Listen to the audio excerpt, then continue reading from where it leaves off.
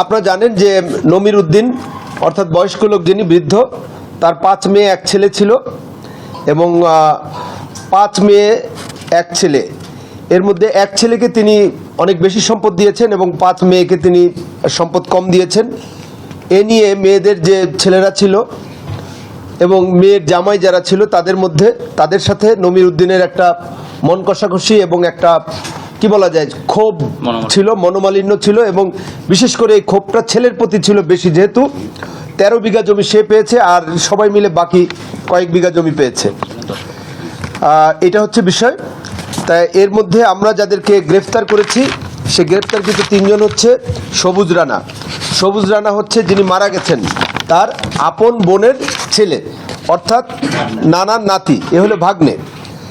আমরা গ্রেপ্তার করেছি শাহিন মণ্ডল এবং শাহিন মণ্ডল হচ্ছে নাতি এবং আপনার শিরিনের ছেলে। আর আমরা একই সাথে শিরিনের হাজব্যান্ড শহীদুলকেও আমরা গ্রেপ্তার করেছি। শহীদুল আমাদের কাছে স্বীকার করেছে। যেটা হলো যে 20 তারিখ সবুজ এবং ভিকটিম হাবিব এরা আপনার এই গরু কিনতে যায় 1,40,000 টাকা নিয়ে। দুপুরে গরু কিনতে না পেরে তারা সন্ধ্যার দিকে আবার চলে আসে।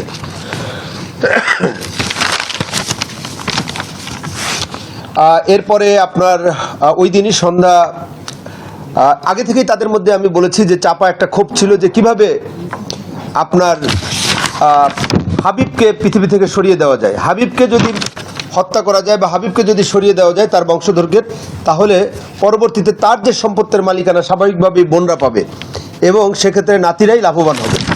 এই ধরনের একটা ক্ষোভ তাদের মধ্যে ছিল এবং তারা আনুমানিক 8:30 ঘটিকার সময় আপনার এই তার নানার বাসায় সবুজ যায় এবং হাবিব, সবুজ, নানা, তারপরে হচ্ছে হলো পপি যে মহিলাটা মারা গেছে এবং তার বাচ্চারা একত্রে তারা খেয়েছে এবং কাঁঠালের তরকারি দিয়ে তারা খেয়েছে। এ সময় সবুজ বাইরে চলে যায় এবং পূর্বেই তারা অর্থাৎ যে কিলারদের নাম আমি আগে বলেছি তারা একটা মাঠে বসে তারা একটা পরিকল্পনা করেছিল যে তারা এই ধরনের একটা মানে জমির দলিল তারা নানার কাছ থেকে নিয়ে আসবে এবং তারা হাবিবকে সরাই দেবে। তা এরপরে শাহিনের মধ্যে যে সে আগে থেকেই বাসার মধ্যে অবস্থান করতেছিল যে তাদের তথ্য অনুযায়ী এবং এরপরে সে আগেই বলেছে যে একটু পরে সবাই যখন ঘুমিয়ে পড়বে তোরা সবাই চলে আসবি। তো এই বলে শাহিন বাড়ির ভিতরে আপনারা দেখেছেন গতকালকে যারা ঢুকেছেন যে একটা পানির ট্যাঙ্কি ছিল, তার নিচে আবার একটা ঘর ছিল, এটার ভিতরে সে লুকায় ছিল। তো এরপরে আপনার রাত্রে আনুমানিক 11:30 থেকে 12টার দিকে শাহিন একবার দরজা খুলেছে আর বন্ধ করে দিয়েছে। যদিও এটা কন্ট্রাডিক্টরি, আরেকজন বলতেছে যে সবুজ মই দিয়ে বাসার ভিতরে ঢুকেছে এবং তারা দরজা খুলে দেয়। তো এরপরে আপনার দরজা একবার খুলে দেয় কিন্তু আবার দরজা বন্ধ করে দিয়েছে। এরপরে রাত 1:30টার দিকে তারা 4-5 জন 5-6 জন, এর সাথে আরও সহযোগী থাকতে পারে, 5-6 জন আপনার সেই বাসায় প্রবেশ করে এবং আপনার টিনের ঘরের বাসায় প্রবেশ করে এবং রাত 1টার দিকে তারা দরজা খুলে যখন বাসায় প্রবেশ করে তখন আমরা যে তদন্তে যেটা পেয়েছি যে সবুজ, শহীদুল এবং স্বপন হচ্ছে আবার যিনি বৃদ্ধ তার আপন ভাইয়ের ছেলে, অর্থাৎ যে ভিকটিম না সবুজ আছে, শাহিন আছে এবং ওই যে এখানে শাহিন এবং স্বপনও আছে, 4 জন একসাথে বাসায় ঢুকে এবং শাহিন আপনার ওই বড় ড্যাগার সোরা হাতে হাবিবের ঘরে যায় এবং তারা এক এক করে আপনার প্রত্যেককে আপনার ধারালো অস্ত্র দিয়ে আঘাত করে তাদেরকে মৃত্যু ঘটায় এবং তারা ওই যে তার নানার বাড়ি ঢুকেই তারা তার নানার বাসার ওইটা সিটকানি দিয়ে লাগাই দেয় যাতে তার নানা বের হইতে না পারে বা শব্দ না পায়। প্রথমত তারা হিট করে হলো হাবিবের রুমে, হাবিবের ঘরে এবং সেখানে আপনার তারা প্রথমে হাবিবকে জবাই করার পর এই সময় তার স্ত্রী, আপনারা দেখেছেন যে তিনি স্যান্ডেল পরা ছিলেন, খেয়াল করেছেন, তার স্ত্রী টয়লেটে যাওয়ার জন্য বের হয়েছে। তা যখনই টয়লেটে যাওয়ার জন্য বের হয়েছে এরা তখন অলরেডি একজনকে শেষ করেছে আর বাচ্চা সহ তার স্ত্রী পপি আলাদা ঘরে থাকতো এবং সে থাকতো পাশের ঘরে, আর তার নানা থাকতো তার পাশের ঘরে, অর্থাৎ ওখানে 3টা রুম কিন্তু পাশাপাশি। এরপরে সে যখন টয়লেটে যাওয়ার জন্য বের হয়েছে, ওই সময়ই আপনার সবুজ আপনারা দেখতে পাবেন, এবং সবুজ তাকে খড়ের গাদায় রাখা হাসুয়া একটা ধারালো, এটা নিয়ে আসছেন না, এটা নিয়ে আসো, এবং ওই হাসুয়া এটা দাও বলা যেতে পারে, এইটা দিয়ে প্রচণ্ড জোরে তার এখানে আঘাত করে এবং এটা তার দ্বিখণ্ডিত হয়ে যায় এবং সে পড়ে যায়। তা এরপরে বাচ্চাদের ঘরেও তারা প্রবেশ করে এবং 2টা বাচ্চাকেও তারা মেরে ফেলে। এর মূল টার্গেট হচ্ছে যে উত্তরাধিকার নষ্ট করে দেওয়া, যাতে সম্পত্তির ভাগিদার তারা হতে পারে। এবং আমাদের এটাও মনে হচ্ছে যে সেটা হচ্ছে যে সবুজকেই তার নানা সবচেয়ে বেশি পছন্দ করতেন। তাই সবুজ এইটাও ভেবেছে যে উত্তরাধিকার বা এটা যদি আমরা শেষ করে দিতে পারি তাহলে তার নানা হয়তো বা বেঁচে থাকার পর সম্পদের একটা বড় অংশ তাকে লিখে দিবে।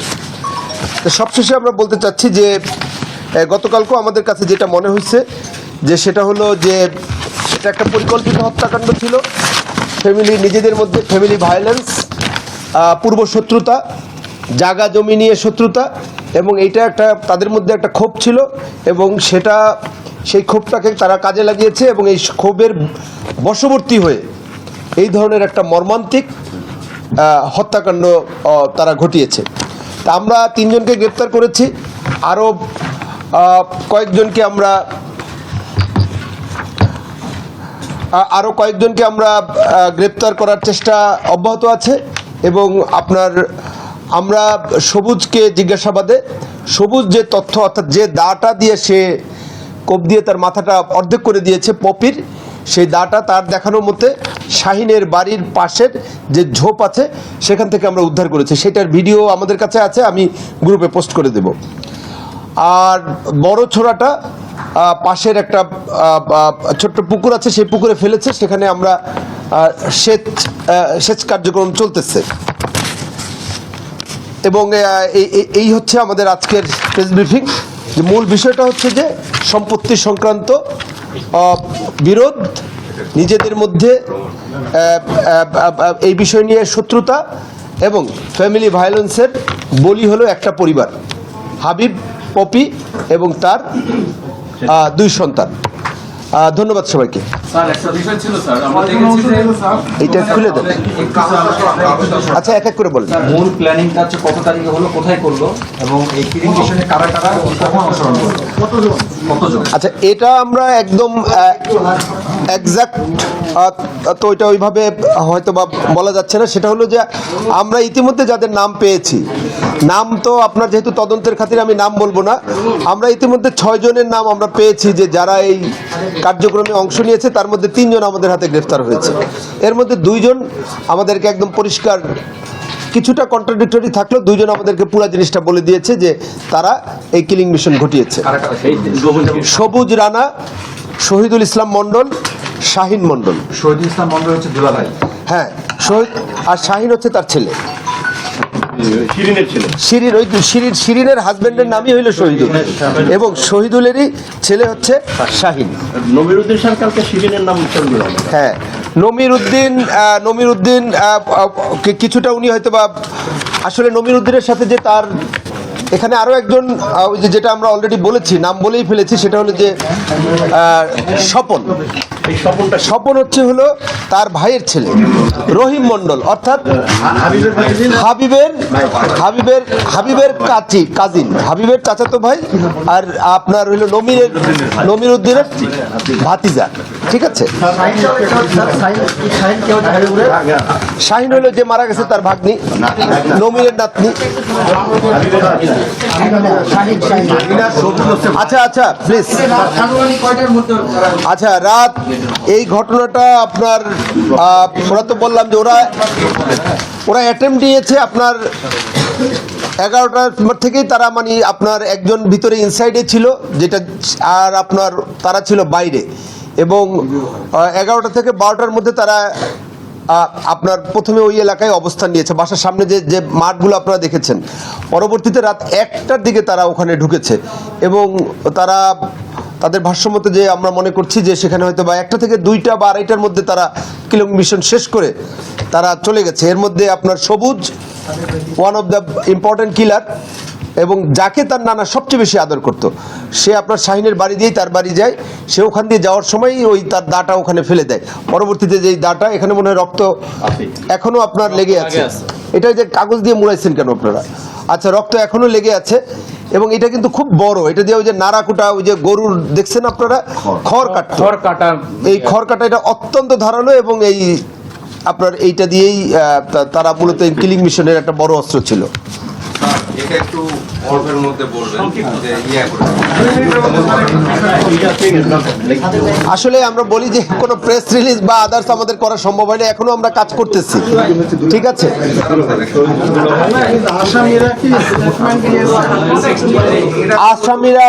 আসামিরা পুলিশের কাছে বলেছে, আসামিরা এখনো আদালতে আপনার স্টেটমেন্ট দেয় নাই। আমাদের কাছে যেটুকু তথ্য প্রকাশ করছে তাদের আমাদের কাছে আমরা এই তথ্যগুলাই আপনাদেরকে ডিসক্লোজ করছি। আমরা আসামিদেরকে কোর্টে পাঠাবো।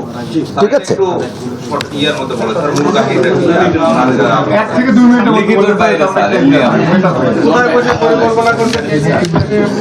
আচ্ছা আমরা একটু বলি। আপনারা জানেন যে গতকালকে নওগাঁ জেলার নিয়ামতপুরে একটা মর্মান্তিক হত্যাকাণ্ড সংঘটিত হয়, এবং হাবিব, পপি, বাবা মা এবং তাদের 2 সন্তান জাকির এবং সাদিয়া এই হত্যাকাণ্ডের বলি হয়। এবং আমরা হত্যাকাণ্ডের পর থেকেই নওগাঁ জেলা পুলিশ তার সমস্ত মেশিনারি নিয়ে তদন্ত শুরু করে। আমাদের তদন্তের সাথে পিবিআই এবং সিআইডিও আমাদেরকে সহযোগিতা করে, এবং সারা দিন ব্যাপী, তারপরে সমগ্র রাতব্যাপী তদন্ত হয় এবং অভিযান হয়। সেই অভিযানে আমরা সর্বমোট বেশ কয়েকজনকে, আপনারা জানেন যে জিজ্ঞাসাবাদের জন্য নিয়ে এসেছিলাম 5-6 জনকে। তার মধ্যে আমরা পরবর্তীতে 3 জনকে আমরা গ্রেফতার করি, এবং এই 3 জন হচ্ছে যে সবুজ রানা, শহীদুল মণ্ডল এবং শাহিন মণ্ডল। এবং এই 3 জনই, এর মধ্যে 3 জনের মধ্যে 2 জন সবুজ রানা এবং শহীদুল মণ্ডল আমাদের কাছে পুরা কিলিংয়ের কথা স্বীকার করেছে। এবং এর সাথে আমাদের অনুসন্ধানে মনে হয়েছে তদন্তে যে আরও কয়েকজন জড়িত আছে। আমরা তদন্তের স্বার্থে তাদের নাম বলছি না। এবং এটা একটা পরিকল্পিত হত্যাকাণ্ড ছিল, যেটা হচ্ছে যে নমির উদ্দিনের 1 ছেলে এবং 5 মেয়ের যে সন্তান, এবং তাদের মেয়ের জামাইদের মধ্যে যে পারস্পরিক শত্রুতা, জমি নিয়ে বিরোধ, এবং যে তাদের মধ্যে যে ক্ষোভ ছিল যে বঞ্চিত হওয়ার, এ থেকেই এই ঘটনার সূত্রপাত হয়েছে। এবং এরা যখন ওই যে গরু কিনতে যায় 1,40,000 টাকা নিয়ে, সে গরু তারা না কিনে চলে আসে, এবং একই সাথে তারা 8টা থেকে 8:30টার মধ্যে, তারা এর আগেও তাদের মধ্যে মনে হয় কথাবার্তা হয়েছে, যেটা আমরা ডিসক্লোজ করছি।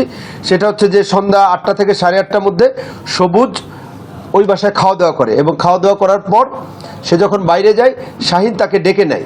শাহিন তাকে ডেকে নিয়ে ওখানেই ওই মাঠে তারা একটা পরিকল্পনা করে যে রাতের বেলা যখন লোকজন কমে যাবে তখন তারা আসবে।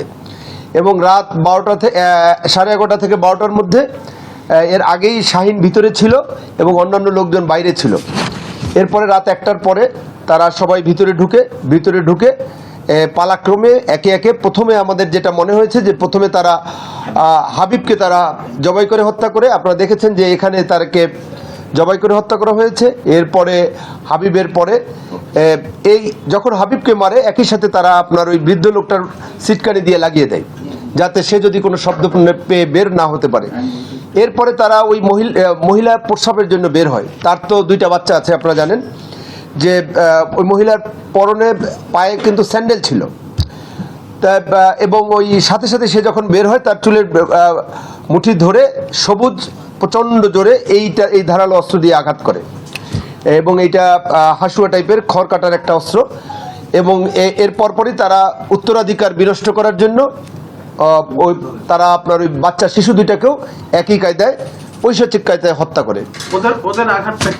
এবং ওদেরও আঘাত হচ্ছে আপনার এই গলায় এবং ঘাড়ে, বাচ্চা 2 জনেরই।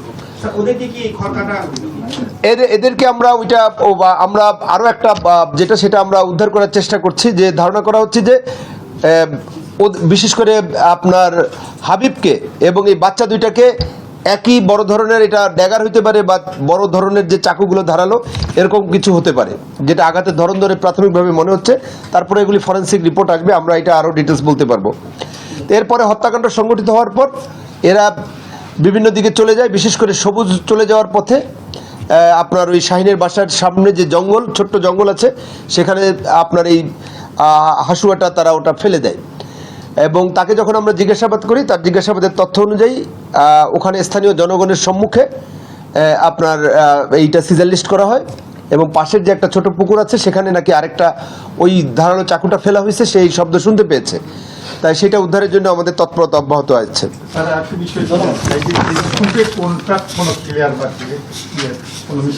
কোনটা? আর আস্তে বুঝতে পেরেছি, আপনি বলেন প্লিজ।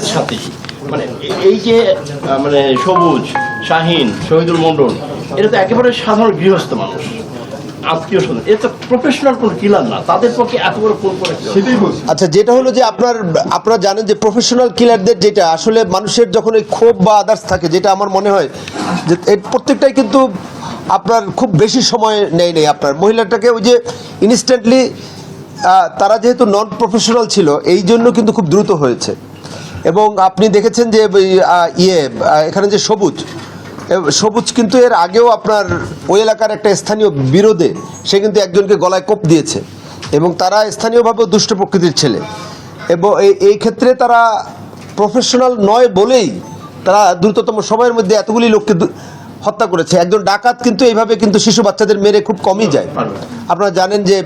তা সুতরাং প্রফেশনাল ওই ধরনের অপরাধী আর এই ধরনের অপরাধীটা আমার মনে হয় যে নন প্রফেশনাল হওয়ার কারণেই দ্রুততম সময়ের মধ্যে ঘটনা ঘটেছে।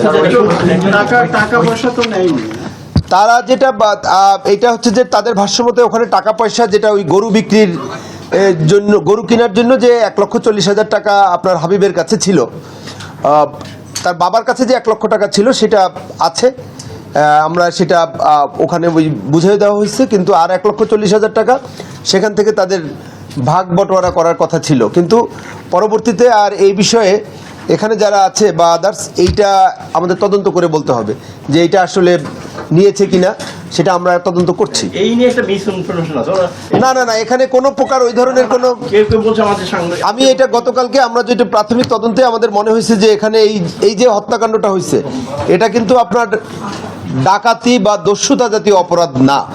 ডাকাতি হলে ডাকাত তো আর এই শিশু বাচ্চাদের মেরে যায় না। সারা বাংলাদেশের যে ডাকাতির হিস্ট্রিগুলো আমরা বিভিন্ন সময় দেখেছি, যে মোডাস অপারেন্ডি, অনেক সময় দেখা যায় যে কেউ রেপ করে বা কেউ একটা, কিন্তু এই এতগুলি মানুষকে তারা কিন্তু কিল করে যায় না, কারণ সেখানে তাদের টার্গেট থাকে যে সম্পদ নিয়ে দ্রুত তারা চলে যাবে সেখানে সবাইকে তাদের, কারণ তারা তো ওই লোকটাকে মেরেই তারা চলে যেতে পারতো যদি এইটাই টার্গেট থাকতো।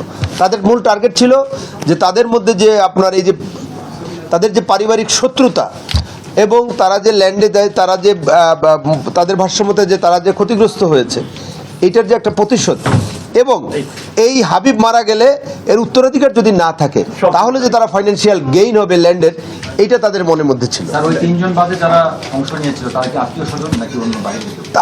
তারা সবাই ওই এলাকারই, আমাদের যতটুকু মনে হচ্ছে যে তারা ওই এলাকারই। কত বিঘা জমিনের ঝামেলাটা? সেইটা সুনির্দিষ্টভাবে প্রাথমিকভাবে মনে হচ্ছে যে কত বিঘা, 17 বিঘা হতে পারে। এইটা তার আরও আছে, তার নিজের জমি আছে, তার নানির জমি আছে। তার নানিও একবার বলেছে যে আপনার তার নানিও তার ছেলেকে জমি দিয়ে গেছে, এবং সে যখন জমি দলিল করে তাকে জিজ্ঞেস করেছিল নাকি, এটা আমি তাদের খুব জানতে চেয়েছিলাম, বললো যে নানি নাকি সেখানে বলেছিল যে আমার একটাই ছেলে, আর কোনো সন্তান নাই। তাই এইগুলিও তাদের মধ্যে খুব আপনার করেছে। এগুলি নিয়ে আপনার এই বিশেষ করে আপনার একাধিক মামলা আছে জমি জমা নিয়ে আর কি। নমির উদ্দিন মণ্ডলের সাথে তার ভাইয়ের মামলা আছে। এই যে আপনাদের যার কথা বললাম যে আপনার এই স্বপনের বাবা রহিম মণ্ডল, তার আপন ভাই, এটি নিয়ে তাদের মধ্যে মামলা চলমান আছে। এছাড়াও ওই শহীদুল, এদের মধ্যেও আপনার কিছু আপনার এই ল্যান্ড ডিসপিউট নিয়ে তাদের মধ্যে আপনার আছে, বিরোধ আছে। দেওয়ালে একটা লেখা ছিল, ঠিক আছে, দেওয়ালে লেখা এখনো আমরা কংক্রিট প্রুফ করতে পারিনি, তবে তাদের জিজ্ঞাসাবাদে যেটা সেটা হলো যে এই দুজনই বলেছে যে দেওয়ালে লেখাটা আপনার ওই যে এইটা আমার মনে হয় যে ইনভেস্টিগেশনের পরে আমরা কংক্রিট করে বলি ওরা যারা ওরা তিনজন না, আরেকজন আর কি এটা লিখেছে আর কি, সবাই ওই একই এলাকার। একটা প্রশ্ন হলো যে এই যে ঘটনাটা, এই ঘটনাটার মামলা তো এখনো হয় নাই। মামলা হয়ে রেকর্ড হয়েছিল। আচ্ছা, আমরা এই মামলার বাদী হচ্ছে যে আপনার ওই মেয়ের বাবাকে পপির বাবা। কারণটা হচ্ছে যে আমরা ভাবছি যে প্রথমে আমাদের তার বাবাকেও আমরা জিজ্ঞাসাবাদ করেছিলাম প্রথমে, তখন আমাদের কিছু ডাউট থাকার কারণে আমরা মনে হয়েছে যে পপির বাবা কে দিয়ে আমরা এটা এজাহার নিয়েছি। মামলা ওই আপনার ওখানে আপনার মামলা আসলে তদন্ত আমরা পুরো টিমই করছি, সুনির্দিষ্টভাবে ওইভাবে না, পুরা নওগাঁ জেলা পুলিশ মেশিনারি এটা নিয়ে কাজ করছে। ঠিক আছে, ওরা যে নমিরুদ্দিনের ঘরের বাইরে শিকড় তুলে দিয়ে কাণ্ড পরে শিকড় কেউ খুলে দিয়েছিল, তাহলে ফজরের নামাজ বেরোলে কি করে? পরে আবার তারা এটা খুলে দিয়েছে। ওরা যখন এটা আসলে দরজা তার আবার ভিতর থেকেও লাগানো ছিল, ওরা আবার এটা খুলেও দিয়ে গেছে। ওদের যেটা ভাষ্যমতে আমাদের প্রতিটা জিনিসই আরো মানে আমরা তো খুবই কম সময় পেয়েছি, আর যেহেতু কোর্টে তাদেরকে পাঠাতে হবে আমরা খুব অল্প সময় পেয়েছি। হ্যাঁ, আজকেই আমরা কোর্টে পাঠাচ্ছি। অলরেডি আসামিরা তিনজনই আমাদের কাছে আছে, আমরা একটু পরেই তাদেরকে কোর্টে এই কয়েক মিনিটের মধ্যেই পাঠাবো।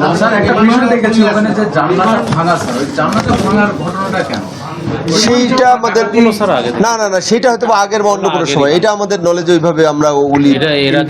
আর এগুলির প্রতিটা জিনিসই আপনারা দেখেছেন যে সিআইডি ফুললি ওখানে সময় দিয়েছে এবং আপনার প্রত্যেকটা জিনিসই কিন্তু তারা সংরক্ষণ করেছে। ওখানকার লেখা হতে শুরু করে সব কিছু আপনার সংরক্ষণ করা হয়েছে এবং প্রপারলি ইনভেস্টিগেশন হবে। আমরা অবশ্যই যারা করেন আমরা এটা তদন্ত সাপেক্ষে আমরা এটা রিমান্ড আমরা চাই। আসামি আপনার নামার সময় আমরা আপনারা দেখতে পাবেন। এখন বিশৃঙ্খলা যত যেটা হলো যে উত্তেজিত লোকজন, আমরা আপনার বলেছি যে এই দাটা তো আমরা দাটা তো আমরা যখন উদ্ধার করি স্বাভাবিকভাবে গ্রামবাসীদেরকে দিয়েই আমরা রাত্রে একদম শেষ রাতের দিকে সিজার লিস্ট করি। তা লোকজন স্বাভাবিকভাবে জানতে পেরেছে, তারা সবুজের বাড়ি ভাঙচুর করেছে। আমি শুনেছি যে ওই যে একটু ওখানে সবুজের বাসায় নাকি আগুন দিয়েছে, কিন্তু আমি অফিসার ইনচার্জকে পাঠিয়েছি যে এই ধরনের ঘটনা যেন না ঘটে। নিরপরাধ কোনো লোক যারা ওই বাসায় নারী শিশু বা এরকম আছে তাদের যেন কোনো ধরনের তাদের উপর যেন কেউ কিছু করতে না পারে, এই ব্যাপারে ব্যবস্থা নেওয়ার জন্য আমি সকালেই অফিসার ইনচার্জকে নির্দেশনা দিয়েছি। ওই এলাকায় পুলিশ আছে, স্টিল না ওই এলাকায় পুলিশ আছে, আমাদের ডিবির লোক আছে, ওই এলাকায় আমাদের স্পেশাল ব্রাঞ্চের লোক আছে, দে আর ওয়ার্কিং। ঠিক আছে, ধন্যবাদ সবাইকে, আসসালামু আলাইকুম। এটার বাইরে সাংবাদিকদের স্বার্থ সংশ্লিষ্ট একটা বিষয় নিয়ে কথা আপনি এবং জেলা প্রশাসন আমার মনে হয় যে সেটা আপনারা আলাদাভাবে কথা বলেন, আপনি একদিন অসুবিধা নেই। আমি একটু বলি যে সাংবাদিক কালকে যেমন ধরেন এই যে 70 কিলোমিটার আমাদের যেতে হয়, কখনো